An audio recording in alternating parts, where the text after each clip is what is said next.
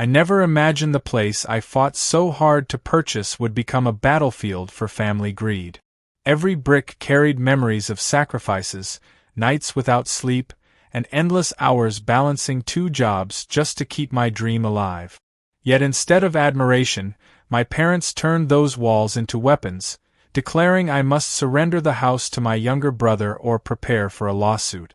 The words stung sharper than any blade, not because of the threat itself, but because blood that once felt warm now ran colder than stone. Confusion wrapped itself around me as though strangling breath.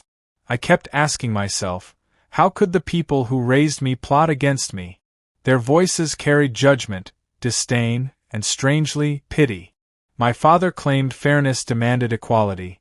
My mother insisted I had always taken too much space, too much freedom, too much love. My brother sat smugly at their side, a smile dancing across lips that had never tasted hardship, only indulgence. I wanted to scream, but silence chained me.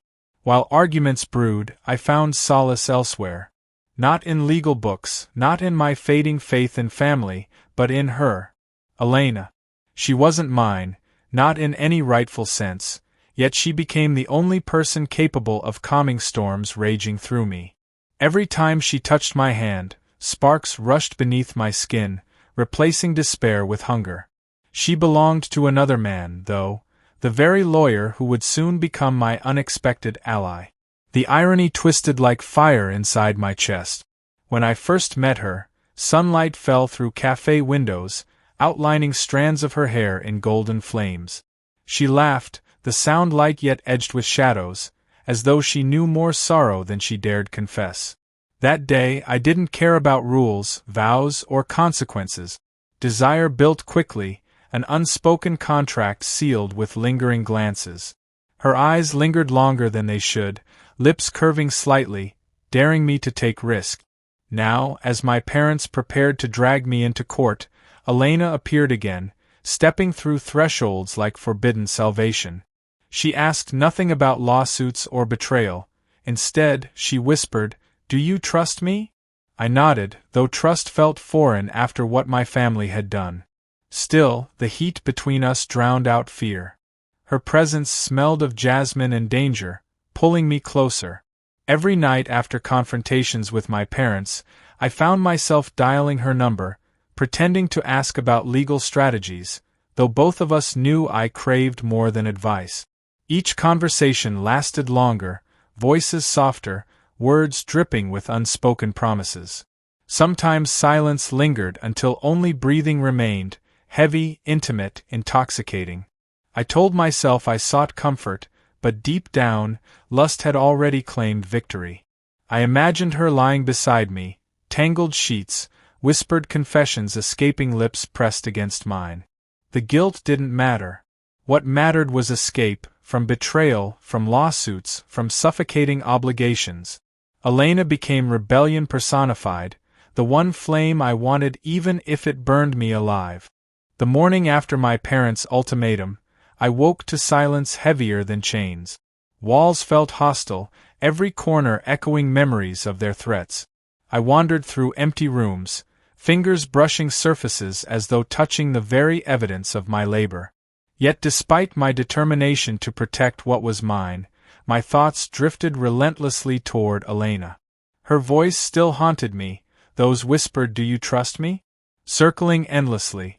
I should have been focused on strategies, paperwork, or legal loopholes. Instead, my mind replayed moments we had shared, her eyes darting across the table, her hand brushing mine under lamplight, her perfume lingering on my shirt longer than reason allowed. Each recollection ignited hunger that paperwork could never smother. She had become an obsession, though I cloaked it beneath the excuse of legal consultation. That afternoon, I met her at a quiet wine bar tucked between narrow streets. She arrived wrapped in black silk, shoulders bare, collarbone catching light like polished ivory. The sight disarmed me. When she leaned close, whispering so softly only I could hear, the world outside dissolved. She spoke about my parents' demands, her husband's strategy, the absurdity of a lawsuit that could never succeed. Yet her words faded beneath the heat of proximity. My chest tightened, not with fear, but with desire dangerously close to spilling over. Her hand brushed my thigh under the table, accidental at first, then deliberate. I didn't pull away. I couldn't. Fire surged through veins, every nerve screaming for more. She smiled, small, knowing, daring me to act. The tension stretched between us until breathing felt like betrayal. When her lips grazed the rim of her glass, I imagined them against mine, soft yet commanding, a taste sweeter than wine. "Do you want to win this case?" she asked, voice low, eyes burning. "Yes," I answered, though what I truly wanted sat right before me, draped in silk and temptation.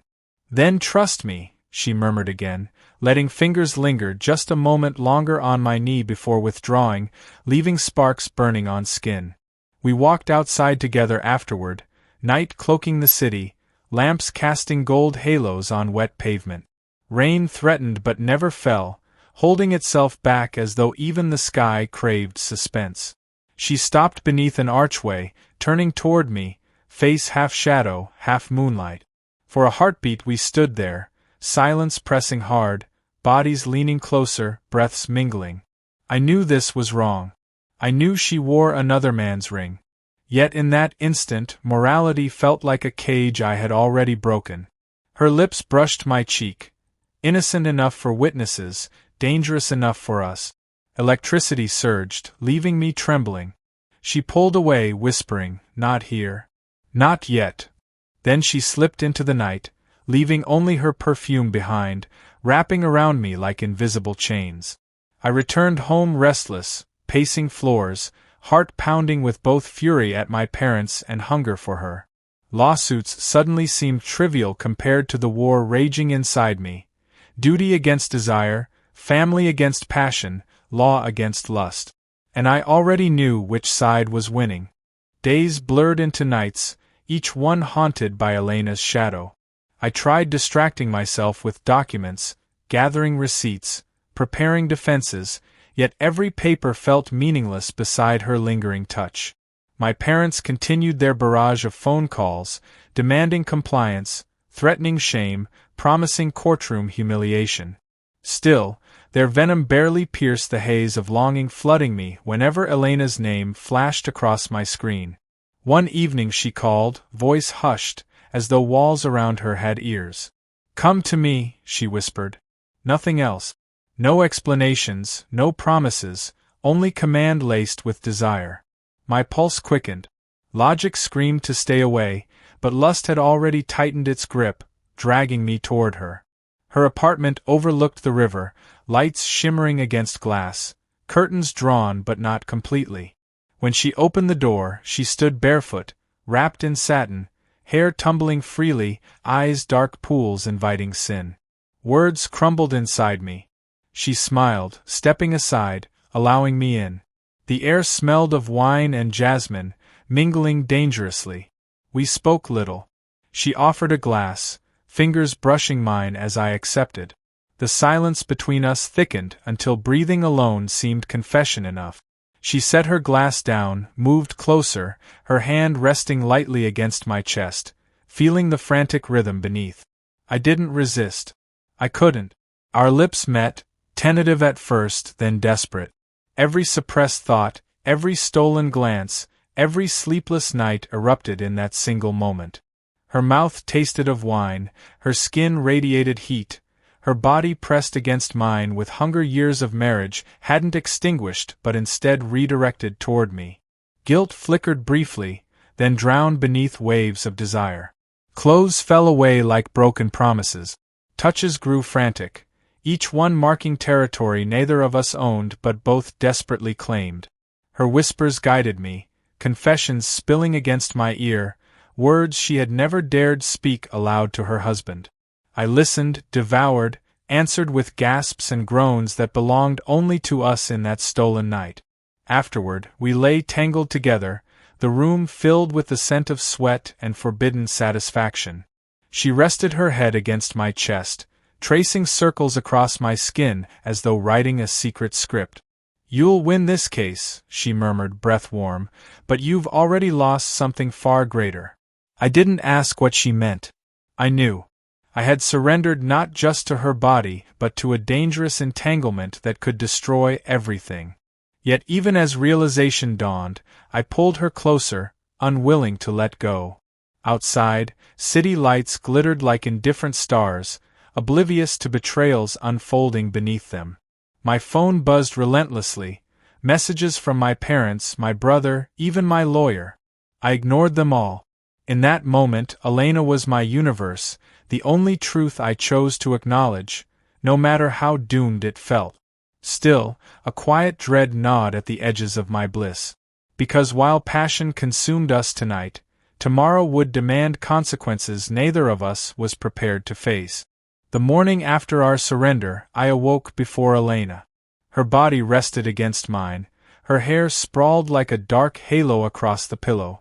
For a moment I allowed myself the dangerous fantasy that she belonged entirely to me, that her ring meant nothing, that the world outside her apartment had dissolved. But reality never stays buried. Her phone buzzed on the nightstand, screen flashing with her husband's name.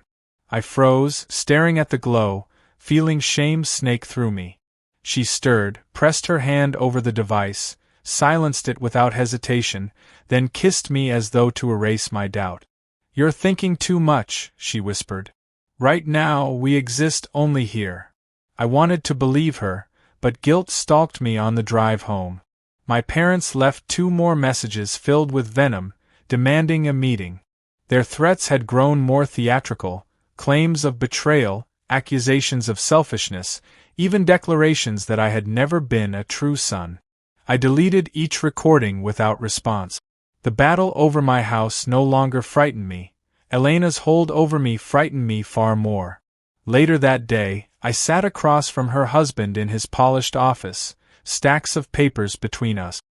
He outlined the flaws in my parents' case, smiling confidently, unaware that his wife's perfume still clung to my jacket.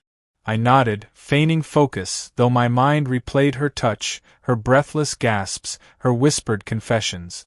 Every time his hand gestured across the table, I wondered if he suspected, if some instinct warned him of the betrayal taking root under his roof. When I left, Elena followed me outside under the guise of discussing strategy. She leaned against my car, her eyes flashing with both mischief and hunger. "You looked guilty in there," she teased, fingertips brushing the edge of my sleeve. "Careful, or he'll notice." "Then why risk this?" I asked, voice tight. "Because," she said simply, "you're the first thing in years that makes me feel alive." Her lips found mine before I could reply, a fleeting kiss stolen in broad daylight, reckless yet irresistible. Nights became routine, court filings by day, Elena by night. Our encounters grew bolder, passion consuming reason. Sometimes she called me when her husband worked late. Other times she arrived at my doorstep, shedding hesitation with her coat. Every embrace felt like a victory against despair, yet every morning brought heavier dread. I knew this couldn't last. Affairs never do. Still, I couldn't stop. One night, after hours tangled in her arms, she pressed her palm to my chest and whispered, "If this explodes, I'll stand with you. But you must be ready. Secrets can't stay buried forever." Her words lingered long after sleep claimed her. I lay awake, staring at the ceiling, realizing that the lawsuit, my parents' greed, even the house itself had become secondary. The real war was no longer over property, it was over desire, loyalty, and betrayal. And I was already too deep to retreat. The court date loomed, days slipping away like sand through clenched fists. My parents prepared their assault with self-righteous speeches, my brother parading as the innocent heir, the victim of my so-called greed. I should have felt nervous, but instead I felt strangely calm. Not because I trusted the system, but because Elena's husband, ironically, had built my defense with precision sharp enough to shred their claims to dust. He spoke with authority, confident, unaware that the man sitting across from him had tasted his wife's mouth hours before their meetings. At night, Elena's touch kept me anchored. She carried an intensity one had never known, as if every moment between us balanced on the edge of discovery. Her kisses grew hungrier, her voice darker, her words bolder. I dream of leaving everything, she confessed one evening, breathless against my shoulder. Leaving him, leaving this life, walking straight into yours. Her declaration struck me like thunder. For weeks we had played with fire, yet hearing her speak of abandoning vows dragged me deeper into flames I wasn't sure I could survive. Could I build a life with her, or were we nothing more than lust wearing the mask of love? I didn't answer, but I held her tighter, afraid to let truth fracture the fantasy. Then came the slip. A single careless moment. After a meeting in her husband's office, I forgot my scarf draped across a chair. Hours later, my phone buzzed. Elena's message appeared first. You left something. He noticed. Panic sliced through me. Did he suspect? Did he recognize the scent she carried home, the marks I sometimes left on her skin? That night she arrived at my place, restless, pacing, her eyes wild. He asked questions, she said. About my schedule. About us. He doesn't have proof, but he's watching.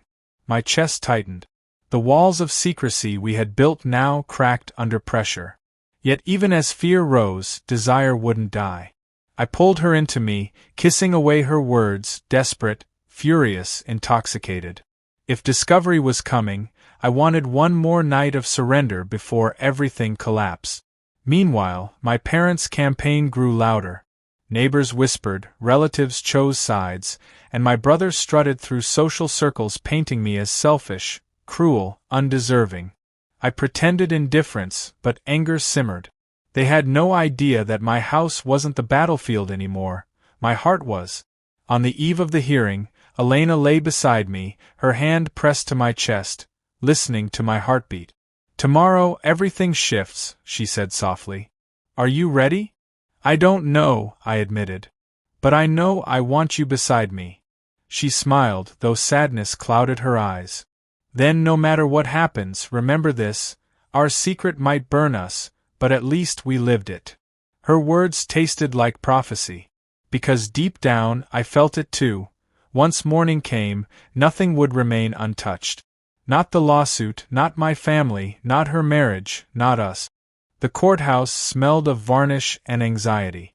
My parents sat rigid on one side, faces carved from stone, my brother beside them with smugness dripping from every gesture. Their lawyer shuffled papers with exaggerated confidence, certain he could twist justice into inheritance. Across the aisle, my defender, Elena's husband, stood polished, calm, unaware that the woman he kissed each morning had spent last night tangled in my sheets. The proceedings unfolded swiftly. My parents' accusations rang hollow, their evidence flimsy, their outrage transparent. My lawyer dismantled their claims piece by piece, voice firm, eyes glinting with satisfaction. I almost pitied them as their case crumbled, but bitterness smothered compassion. They had chosen greed over blood. Pity was a luxury they no longer deserved. Yet beneath the victory forming, my gaze wandered. Elena sat in the gallery, her eyes never leaving mine. Every glance we exchanged carried fire, a secret language too dangerous for daylight. I should have looked away, but lust refused to bow to reason. My parents muttered among themselves, my brother sulked, but I felt only the heat of her stare, igniting me even in that sterile chamber. When the judge finally ruled in my favor, declaring the lawsuit baseless, my lawyer chuckled softly, then shook my hand with pride. My parents stormed out, faces twisted with defeat. My brother followed, muttering curses, his footsteps echoing like threats. For a heartbeat, triumph surged through me. The house was safe, my independence intact.